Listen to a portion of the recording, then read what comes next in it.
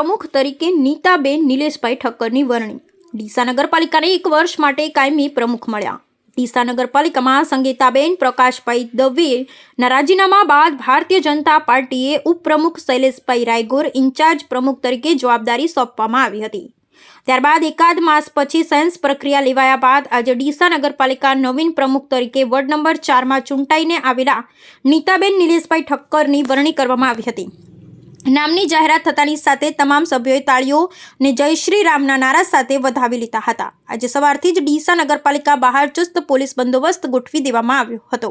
ડીસા નગરપાલિકાની બહાર 3 DYSP 3 PI જેટલા મુખ્ય અધિકારી સાથે પોલીસની ટીમો જોવા મળી હતી। નામની જાહેરાત થતાં જોરશોરથી જય શ્રી રામના નારા સાથે નગરપાલિકા ગુંજી ઉઠી હતી। પ્રમુખ બનતાની સાથે નીતાબેને જણાવ્યું હતું કે તેમના દ્વારા ડીસાના વિકાસમાં કોઈપણ જાતની કચાશ રાખવામાં આવશે નહીં, તેમજ ડીસાને અગ્રેસર બનાવવામાં હંમેશા તેમના દ્વારા પ્રયત્ન કરવામાં આવશે।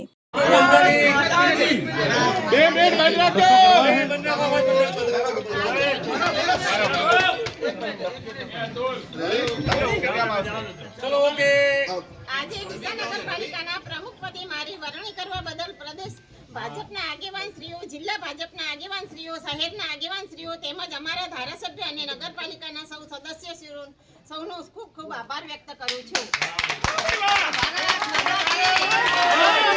બે મિનિટ હવે પછી વાત કરશું। ડીસાના વિકાસ માટે ડીસાના કેવા કામો છે કે ચલો બે કરવા લાયક છે? પછી વાત કરશું। ઘણા વર્ષોથી બનાવેલું ટાઉન પ્લાનિંગ ની